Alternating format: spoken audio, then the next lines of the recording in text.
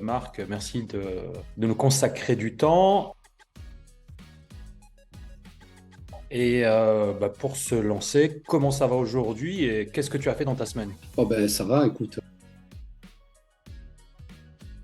c'est les vacances on va dire, puisque au niveau de Europe 1, ben, la saison est finie et les autres médias, RMC, pareil, c'est un petit peu, c'est la trêve, c'est les vacances, la période où on peut un petit peu se reposer. Et après, je profite un petit peu, il y a des travaux qui sont faits chez moi, parce qu'au moins je suis un petit peu à la maison, donc voilà, je profite de cette courte période pour faire un petit peu des choses à la maison, puis après j'irai voir un petit peu mes parents dans le sud. D'accord, d'accord. Dans le sud, Toulon, c'est ça? Exactement. Ils sont toujours à Toulon, c'est là où tout a commencé. Exactement, ouais. Tout a démarré à Toulon quand j'étais plus jeune, à 13 14 ans. Alors, tu jouais où à Toulon? Au Alors Sporting? moi, j'ai fait une saison au Sporting, mais surtout dans des petits clubs comme la Palace, le Pradé, et Henri Stambouli est venu me chercher quand j'étais à Soliesport, un petit club de village d'où est issu Christophe Dominici, qui était mon ami. D'accord, d'accord. Ah, et nous, où nous avons d'ailleurs désormais un pôle à venir. Alors, dis-moi un petit peu comment ça se passe quand on est jeune et quand on commence à être repéré. Qu'est-ce qui se passe dans la tête à ce moment-là? Bah, déjà, ça va très vite. On sort du cocon familial et on va se retrouver rapidement on rentre dans la vie active, c'est-à-dire qu'on rentre dans un centre de formation, on doit s'entraîner tous les jours, matin, midi et soir. Et à partir de là, on prend conscience qu'il faut travailler du matin, le midi et le soir et ne penser qu'au football pendant 1 an, 2 ans, 3 ans, 4 ans, 5 ans, pendant toute sa formation. Et là, on touche du doigt. Alors, on ne touche pas le haut niveau, on touche les prémices du haut niveau. Et on se dit, ah oui, pour arriver en haut, il faut faire ça. Donc c'est là qu'on se dit, c'est peut-être un petit peu difficile. Oui, c'est très difficile, mais j'ai peut-être une chance d'aller au bout. Et avec le travail, un petit peu de réussite aussi, mais surtout par le travail, j'ai eu la chance, moi, d'aller jusqu'au bout. D'accord. Alors, mais quand on joue, tu vois, quand on est dans des clubs comme Souliespont, j'imagine que ton niveau était quand même supérieur à la moyenne. Vu ton poste, j'imagine que tu devais planter régulièrement. Donc, comment t'as réussi à gérer finalement ce décalage, cette attente à partir du moment où tu as commencé à avoir les premiers contacts avec Henri Stambouli, par exemple? Qu'est-ce qui se passe dans ta tête de jeune Non, mais adolescent? le décalage, il se fait quand on est tout jeune. Moi, à l'âge de 5 ans, oui, je fais à peu près ce que je veux sur le terrain. Mais quand on rentre au centre de formation, on se rend compte que c'est pas aussi facile, puisque oui, en étant très jeune, on s'amuse et on peut même marquer beaucoup, beaucoup de buts et faire gagner son équipe. Mais quand on rentre au centre, on est tous du même niveau. Et là, on se dit, ah ouais, alors là, ah oui, c'est pas pareil. Donc c'est là où il faut travailler. Parce que dans mon club, oui, je faisais ce que je voulais avec le ballon, techniquement, tactiquement, ben, tout est très facile. Et puis d'un coup, on se dit, ah oui, mais là, je rentre, ils sont du même niveau que moi. C'est à moi de tirer mon épingle du jeu. Voilà. La différence, elle va se faire là. Parce qu'autrement, quand on est gamin, 5 ans, 7 ans, 8 ans, 10 ans, jusqu'à ce que toutes les catégories, on s'amuse, je me régale. C'est après, quand on rentre au centre, qu'on se rend compte que finalement, il y a un niveau d'exigence et qu'il faut atteindre très rapidement si on veut rester au centre chaque année. T'étais avec qui au centre de formation? Il y a qui dans ta génération? Pour ma génération, quand moi j'arrive, il y a encore Mérieux, Santini, Banide, euh, Benoît Coé, Alain Bogossian qui va être avec moi. Voilà, toute cette génération-là qui est entre guillemets grandit à Marseille et forme à Marseille et va être professionnel dans des plus grands clubs. Et quand tu arrives alors au milieu de ces jeunes, justement, à partir du moment où tu prends conscience que finalement ce que tu as fait jusqu'à présent ne sera plus désormais ce que tu vas faire, comment tu le vis? Bon, encore ta famille n'était pas trop loin, mais malgré tout, c'est quand même 1 heure entre Toulon et Marseille. Qu'est-ce qui se passe le soir ou après les entraînements? Bah, déjà, il faut se dire que c'est très très difficile, c'est très dur parce qu'on est coupé de la famille. Alors, je n'ai pas, j'ai connu et j'ai vu des joueurs au centre de formation qui avaient malheureusement, qui vivaient très mal la séparation du papa, de la maman. Ça se comprend, c'est très difficile parce que du jour au lendemain, on est coupé de la famille. Alors oui, il y a le téléphone. Alors à l'époque, on mettait un franc, c'était la cabine téléphonique pour les appeler, mais certains, je pense, ont échoué à cause de ça parce qu'ils ne supportaient pas l'éloignement. Moi, j'ai eu cette chance que mes parents m'ont laissé assez libre depuis tout petit. On a de vraies relations, mais si on ne s'appelle pas pendant 10 15 jours, c'est pas très grave.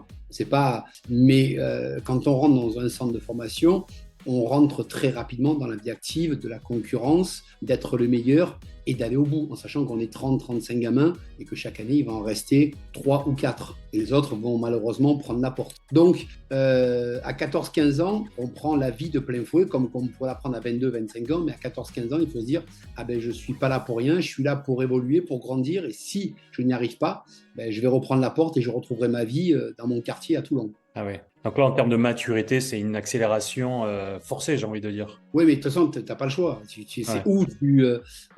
où tu découvres et tu vas vivre de très grandes choses, et ou alors bah, tu dis bah, finalement non, je préfère rester avec papa-maman ou rester dans mon quartier avec mes copains. Mais les copains et papa-maman, ils ne vont pas vous faire vivre longtemps. Ouais, Je ça, préfère me créer ma propre vie et être le décideur de ce qui va se passer pour moi plus tard. ouais, ouais, c'est sûr. Alors ensuite, tu fais ta formation. À quel âge tu signes pro? À l'époque, il fallait faire 5 ans de formation, alors qu'aujourd'hui, on peut signer au bout d'un an. Donc, j'ai fait mes 5 ans, D'accord. aspirant 1, aspirant 2, stagiaire 1, 2, 3. Et après 5 ans, ben, je devais 5 ans à l'Olympique de Marseille. Donc, de 16 à 21. Et à 21, je signe pro. Et ensuite, je continue ma formation en tant que pro à l'Olympique de Marseille. Avec une première partie de carrière à l'Olympique de Marseille. Ouais. Donc, le Et ensuite, formateur. ouais.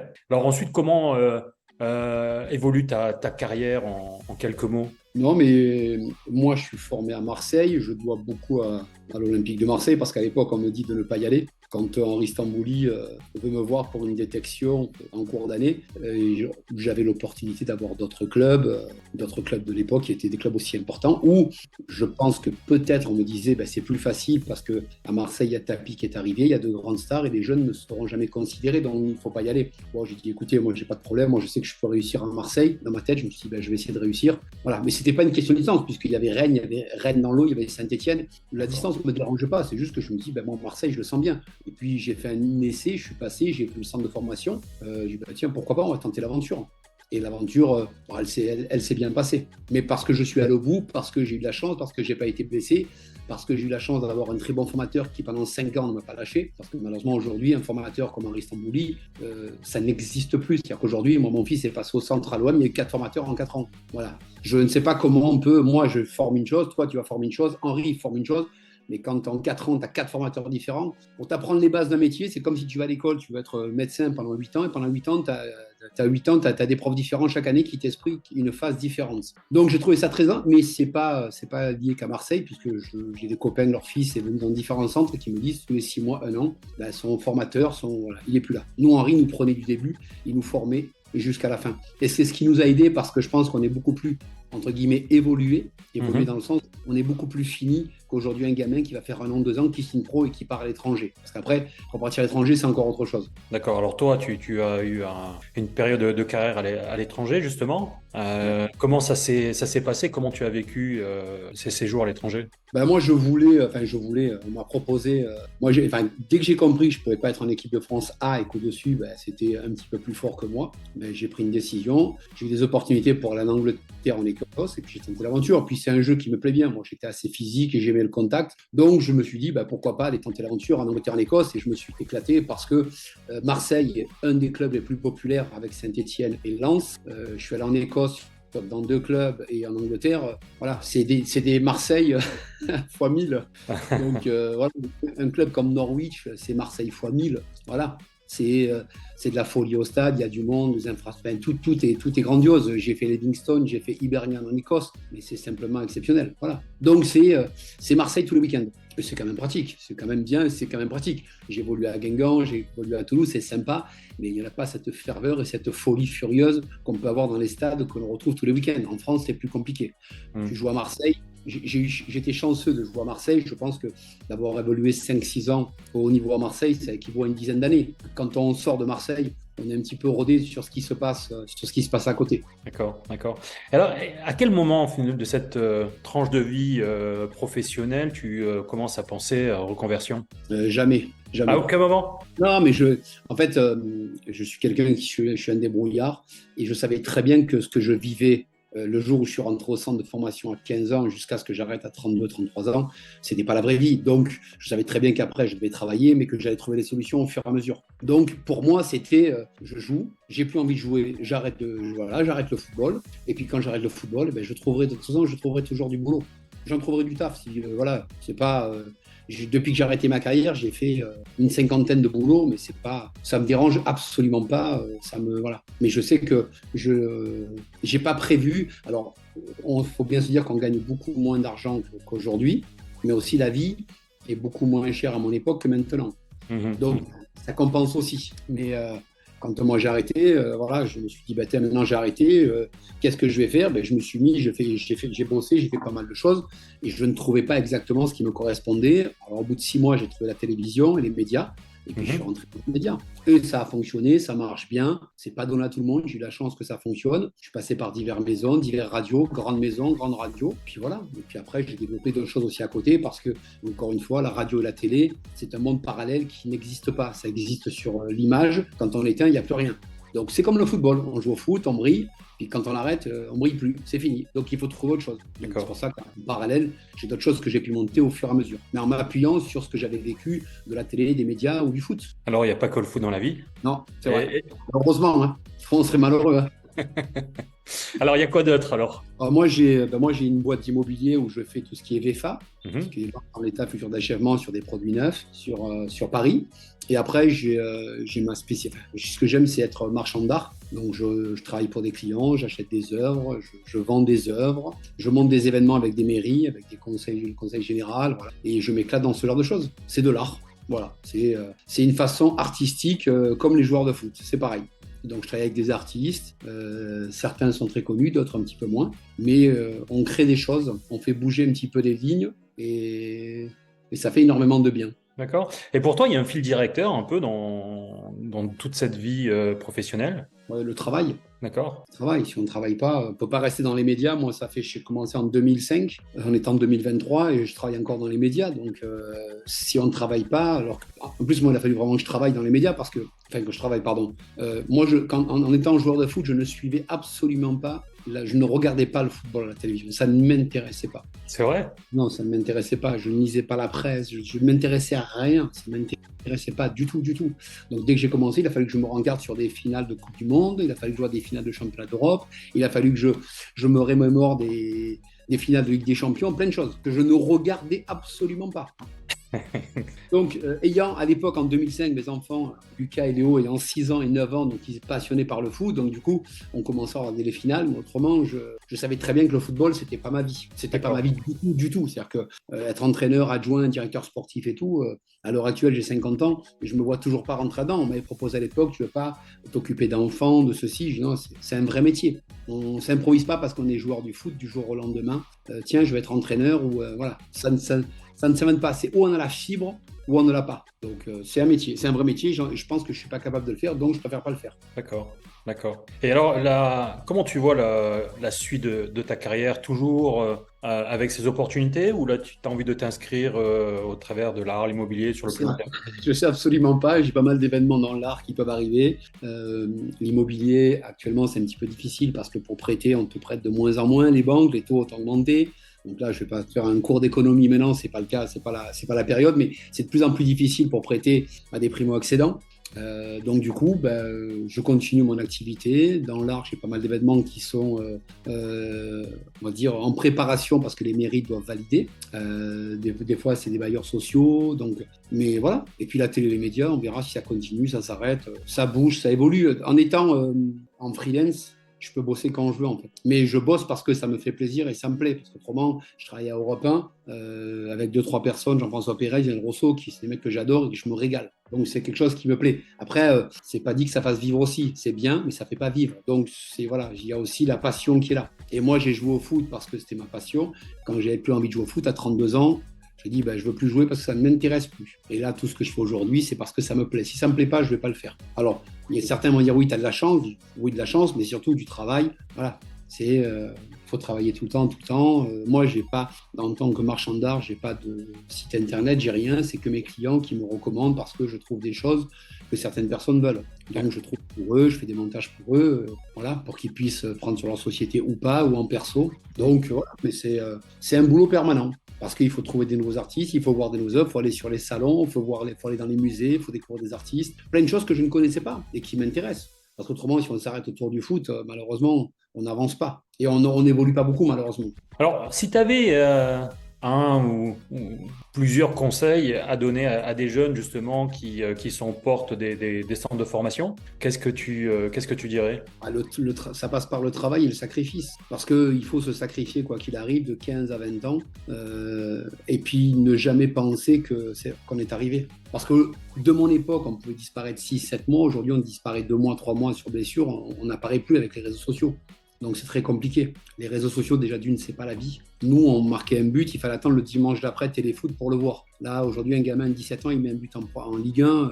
On l'a vu 20 milliards de fois. Il a fait le tour du monde alors que le match il est fini. Il prend la douche, il est dans sa voiture, il va voir que son truc a fait 20 milliards de vues. Donc c'est un petit peu n'importe quoi. De ne pas croire forcément à ce qu'on voit. Après, ça passe par le travail. Et si quelqu'un qui passe par un centre de formation et qui réussit dans un centre et qui arrive à passer toutes les étapes, parce qu'il faut passer toutes les étapes d'évoluer, de grandir, de bien se tenir, de ne pas faire le con, de ne pas sortir, d'oublier un petit peu les filles, les boissons, tous, parce que c'est un sacrifice total. Je pense que pour la suite, ça peut être intéressant pour lui et il s'en sortira toujours. Parce que c'est difficile, hein, c'est très difficile. Donc ça passe par le sacrifice, que l'on veuille ou non, et le travail. Et en pensant toujours que derrière, le football n'est qu'une étape de leur vie. Hein. Ça va durer 10-15 ans pour les meilleurs. Mais après, c'est bien. Mais la vraie vie, c'est après. C'est surtout avant, quand on est petit. Parce que quand moi, jusqu'à ce que je parte au centre, je m'amusais. Le football, c'était top.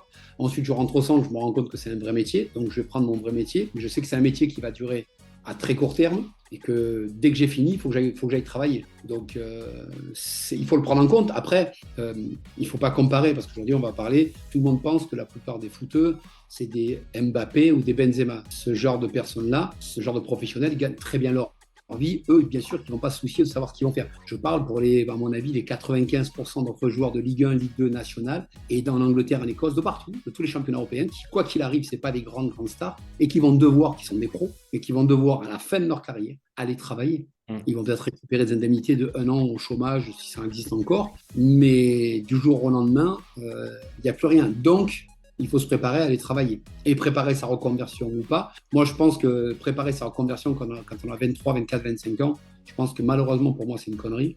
Alors, je sais qu'il y a pas mal d'établissements autour du football qui disent oui, il faut préparer ceci, cela, oui, peut-être, mais après, à 25 ans, on pense une chose, à 30, on pense une chose, et à 35, on pense encore autre chose. Et heureusement que je n'ai pas écouté les gens qui, à 20 ans ou 25 ans, ils font ça, achète ça là, fais ça, fais ça. Autrement, je pense qu'à 35 ans, si on m'avait dit quand j'étais joueur de foot à Toulouse, en Angleterre, tu vas être à 50 ans marchand d'art à Paris, j'aurais dit, vous êtes des malades mentaux. Moi, dans l'art, moi à Paris, mais je déteste Paris.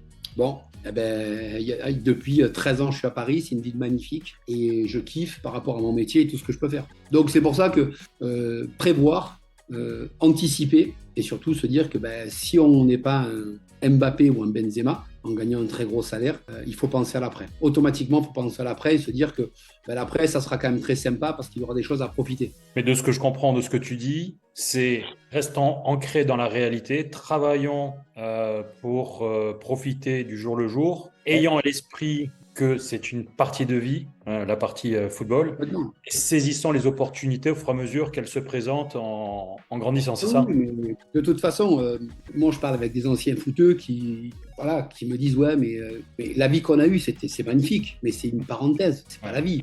Sauf pour Zidane, bien sûr, il a fait 15 ans.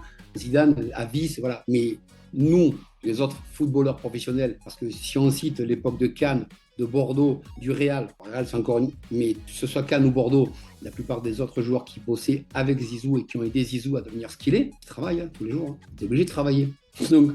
Donc oui, c'est bien. Je leur souhaite à tous ces gamins de devenir des Zidane ou de préparer, de faire attention s'ils veulent. Mais après, la vie peut les amener sur différents chemins. Ils peuvent rester dans le foot s'ils ont envie. Moi, je sais que j'avais des copains qui sont entraîneurs aujourd'hui, qui étaient faits pour ça et qui adoraient ce genre de choses et qui préparaient déjà. Moi, je me suis laissé vivre. J'ai acheté quelques appartements. J'ai fait attention quand je le pouvais. Et puis aujourd'hui, je développe ma vie tranquillement avec des choses que j'aime. Mais parce que j'ai fait attention, parce que voilà. Je ne sais pas si c'est bien, mais en tout cas, c'est ma réalité. Eh ben, écoute, elle est bien intéressante dans tous les cas. Marc, je te remercie. T'en prie, écoute, il n'y a pas de souci. Fort intéressant et j'espère que tous ceux qui vont nous écouter, qui vont t'écouter surtout, mettront à profit ce partage. Ouais, mais de toute façon, le plus important, je te dis, c'est bien leur expliquer que le football, c'est bien, mais il n'y a pas que ça. Et pour 90%, ils vont arrêter, ils vont aller de suite au charbon. Parce que tu es obligé. Moi, j'ai arrêté, je suis obligé de travailler. T'es obligé. Et pourtant, j'ai joué dans des clubs, des trucs. J'ai fait attention. J'ai pas fait n'importe quoi. Mais c'est très compliqué, quoi.